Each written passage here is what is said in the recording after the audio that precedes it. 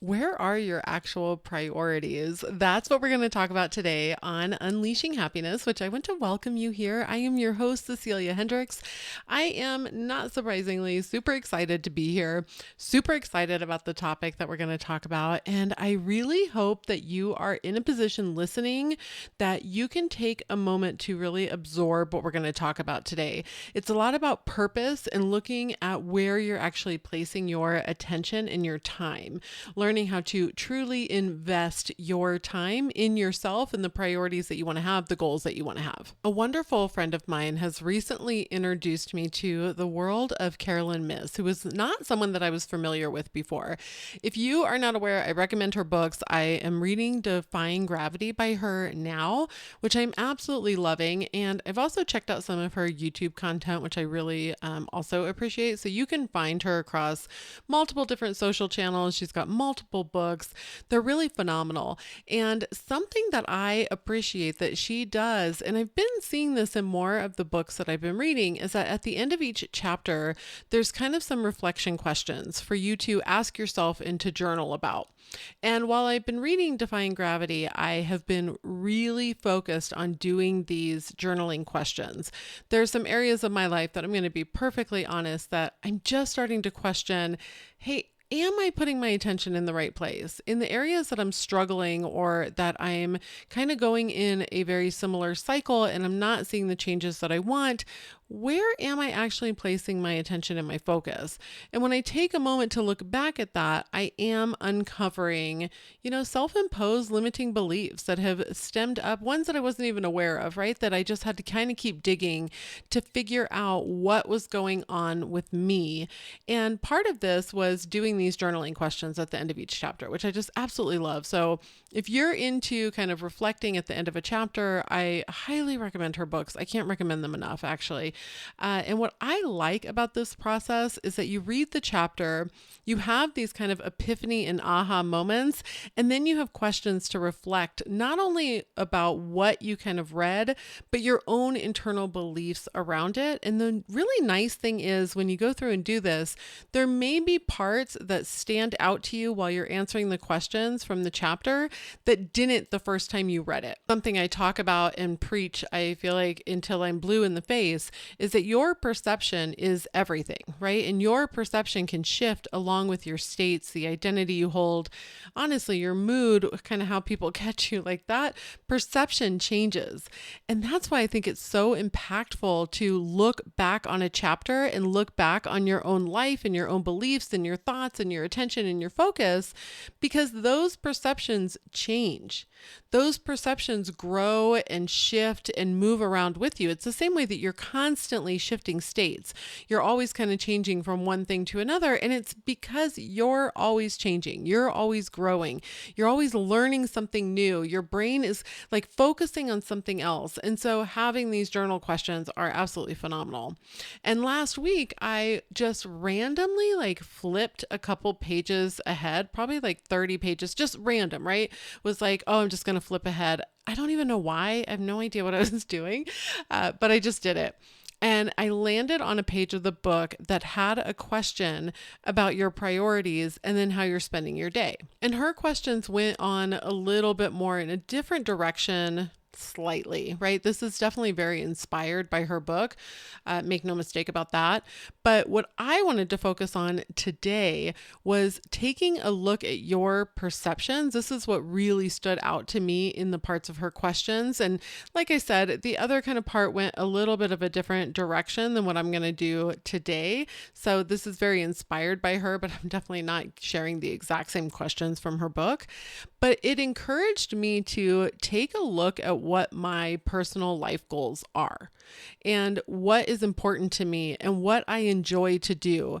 And I think this is such a valuable exercise to really sit down, and if there was no limitations on you and you just talked about the things that you really enjoy doing, maybe the hobbies that you don't do anymore, the events that you like to go to, the travel in the world, time with your family, whatever it is, right? List out these things that you truly enjoy doing that kind of light you up and that are goals of yours, right? Like if it's to learn a new language or to learn how to, bake like a French pastry chef, or if you really enjoy doing photography and you've always wanted to learn how to fly a drone and include that within your photography, or you like bird watching or whatever, right?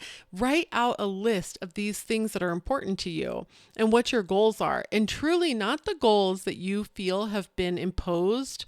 Is that the right word? Imposed onto you from other people or from society or things that you feel like you should be doing, but the ones that you want for you. So even if that's like, man, I want to go back and get my master's, or I want to, expand my knowledge of the world and go visit somewhere random that I never would have thought of, or I want to try new foods, or I want to learn how to parasail, whatever it is, just start a list of the things that you love, the things that light you up, and the goals that you have for yourself, the priorities that you want to have for yourself. And then do a list of people you really enjoy being around.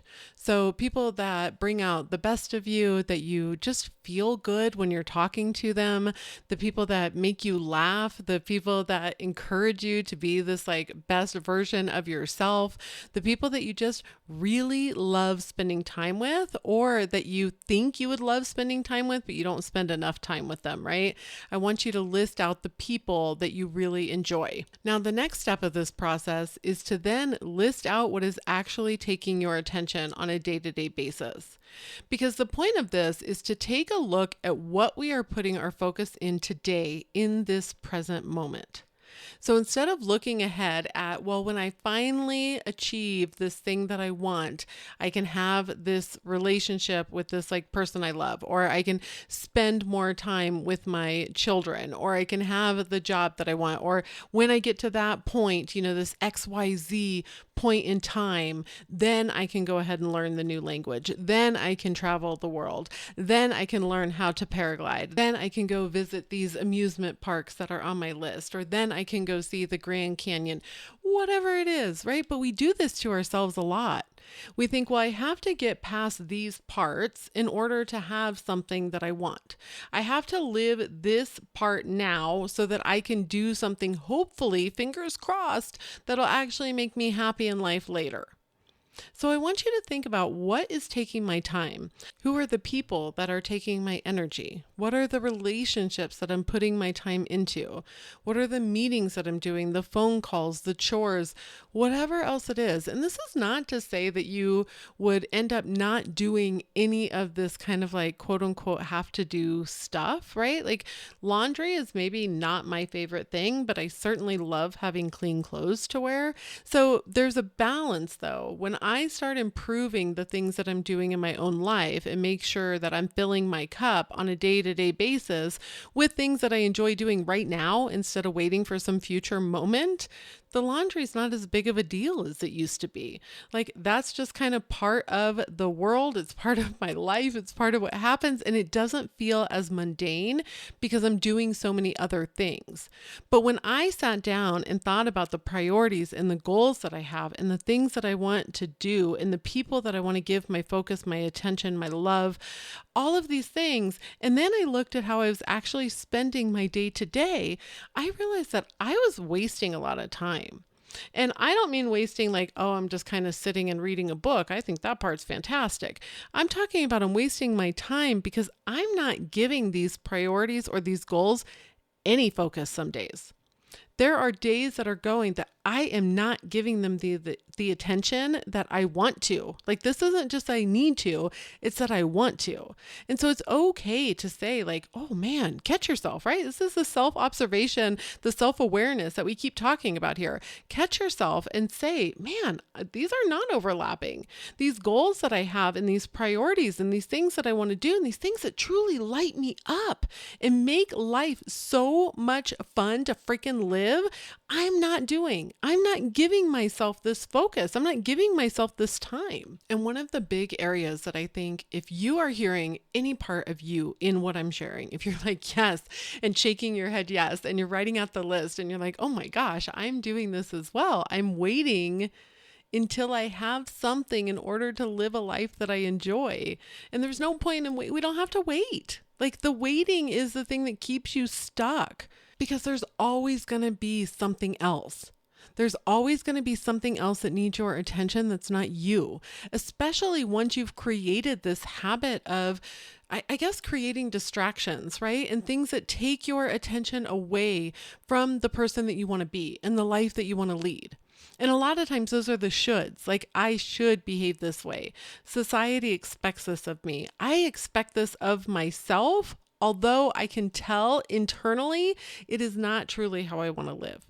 It's not truly lighting me up. It's actually creating this like feeling of discomfort inside me. And I know that if you're shaking your head yes, and you're thinking, yes, I can really hear myself in this.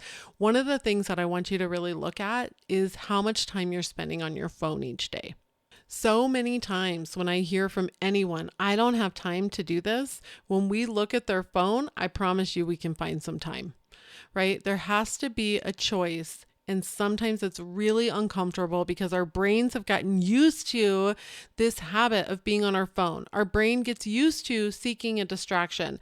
Like if you ever started to work on a project, and maybe it's going to be kind of hard for work or for school, something, or you're going to like get up and go work out. Like you're like, yeah, I'm going to go get on my workout clothes in 5 minutes, but I'm just going to look at TikTok for that 5 minutes in between. And then I'm going to get up.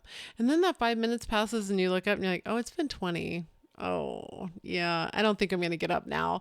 So I think I'm just going to find another distraction. Or you start working on the project and you look over and there's your phone. You're like, I should check and see if anybody has liked my new Instagram post. And you pick up your phone and you go ahead and you start scrolling. Or I should see if so-and-so responded back to me when I text them earlier. So you're just going to check your phone really quick. Those are all distractions. They're all just forms of procrastination because things are a little difficult to get started. And whenever you start doing these changes, your brain's like, whoa, whoa, whoa, whoa, whoa, hold your horses there, buddy. We're going to just keep doing this thing that we're doing and we're going to look for distractions. And the more distractions that we create, the easier it is to justify those distractions. And it becomes very, very easy to make yourself believe that those things are what is important. But if you sit down and actually plan your day, right? And I love being spontaneous. Don't get me wrong. I don't want a day that is planned and I don't want to live every single day the same as yesterday. I like to do things that are different. I like to go out and explore. I like to see different parts of my state. I like to go to events that are around town. I like to go grab coffee at some random little coffee shop. Those are fun things. Those light me up. Those bring me joy. I enjoy that. But when you look actually at your calendar, this is part of my 3 R's that I've shared on here. And so the 3 R's are kind of a nighttime routine that you can go through. And essentially it is to refresh, which means to wash yourself somehow. You can take a bath, wash your face, take a shower, whatever it is, but you're going to do a refresh. So it's a physical cleaning of your body.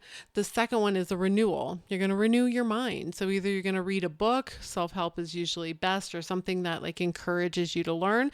But there is no shame in fiction. There is no shame in romance. Like you read what you want to read. Okay, you enjoy yourself, but it's a renewal of the mind. You can take a walk outside, especially if you can do it phone free, headphone free. I'm going to take a deep breath. I realize I'm talking very, very fast, so I'm going to step that back just a little bit. I get excited. But so the renewal of the mind, you can also do a breathing exercise. Deep breaths in, really pay attention to how you feel in your body, ground yourself in this moment. Do a form of a meditation. There's multiple ones that you can either find online. I've shared multiples through my content of ways that you can do a meditation, but that's a renewal. You are renewing your mind before bed. And then the next one is a reflect. Take a look back at your day. Did this day mirror or align to the type of life that you'd like to lead? And this is a time to recognize like, oh my gosh, I scrolled Instagram for 3 hours today. Is there something that I would prefer to do with my time? Is there a goal and a priority that's on that list that would have better taken this time? And then you can take a look at your day ahead or your week ahead. Say, what do I have coming up? What things can I do this week to make sure that I'm showing up for me the me of today and the me of tomorrow. I want to step into my ideal self. How can I align to that person right now, in this moment, tomorrow morning, when I wake up? And you start to truly plan out what this is going to look like. And when you do this and you have these small wins and you're just taking one step by one step towards this life, suddenly you'll realize you've actually changed. Your responses to the world has changed. Your perspectives of everything that happens around you has changed. Your reactions have changed. Everything changes. Your viewpoints, the way that you love yourself, the way that you want to spend your time, all changes and shifts because you have shifted your identity and your state slowly over time towards this ideal version of yourself. So for today and this week, I really encourage you to make those lists. What are things that are important to you? What actually makes you feel good? What type of priorities do you have? What type of goals do you want to obtain? Really think about it. Spend some time. And, it doesn't have to be hours and it doesn't have to be pages of things. But then take a look at the people you would like to spend more time with. The people that you would like to get to know, even if it's like these strangers that you don't know yet. Like, man, I have this list of things that I really love doing, and I would love to meet people who are more aligned to this list, right? Like maybe it's people who hike or go camping quite a bit more, or it's adventurous folks, or it's people who play pickleball, or you want to meet people who puzzle or people who knit. I'm telling you, your people are out there. So you write out this list of the people you would like to be spending time with. And then I want you to do the list of where you are actually putting your time, your energy, your focus. What are you giving your attention to? You have to learn how to invest in yourself. I or anybody else that you listen to can give you all the information in the world. We can put it all out there for you so that you have every bit of information, and it's all free, right? You can find everything online. But until you learn how to actually show up for yourself, how to let go of some of these I should be doing, or I should show up as this person, or I have to fit into this type of value and this is the only way to do it, you're just never going to rise above where you are now. And if you're feeling discomfort and you are feeling, the people who are feeling this, they know that they're feeling it. While I'm speaking these words, you definitely know if this is speaking to you. You know that you are not living the type of life that you want to be living. You know if this is speaking to you. You know. I know that you know. And I know that you want more. And I know that you're probably scared of what that more looks like. And I know that you're scared to take the first jump or the first step that takes you closer to that type of life. And I know that you're likely scared of disappointment. And I know that you're worried that it may not work out still. Or I know that you're worried that maybe you'll think it's working out and then it'll all crumble around you like it has before. But you will never find out if those things are going to happen unless you actually take the step. And here's the beautiful part. The more that you do this for yourself, the more that you learn how to regulate your emotions, the more resilient you come to when things don't work out. Instead of seeing them as catastrophic, you see them as just a new path, right? It's something that happened. It doesn't mean that you necessarily have to learn something from it unless that thing that you learn is just, that sucked, I don't want to do that again. But you're more resilient to pick yourself up and to move on. But the more that you keep yourself stuck where you are now, the less resilient you become. The more that you just shrink back into yourself, not as the version of the person that you want to be. So I hope that you found this helpful. I certainly really hope that you do the exercise. If you have any questions about it and you're listening on YouTube, you can pop those down below in the comments. I would absolutely love to hear from you. And if you're listening on a podcast, a streaming platform, or if you just would prefer that your comment be email, which, so it's anonymous and other people don't see it, you can always email me. It's unleashinghappiness@ceciliahendrix.com. Always available for that. I love hearing from you. And I've had some of the most phenomenal conversations through my email. It has really been beautiful. And some of the emails that I get, they just are really touching. And I love hearing from folks. I also would like to ask that if you have gotten benefit from this podcast, if you could please leave me a review on whichever hosting platform you're listening to or streaming platform for podcasts. If you're on YouTube, if you just give the video a like, that's phenomenal. It just kind of says like, hey, we liked this. You should show this more. And it definitely helps me out. Plus, I'm not going to lie, it's a little selfish, but that's okay. I'm going to share it. When there are reviews and comments, it seriously makes my day. Like I get some comments on YouTube and also in my email that just, they're so absolutely touching and I am so grateful for them. They are really meaningful to me and for a few different reasons. One, I really do enjoy helping people. Like that's the whole reason that I wanted to do this.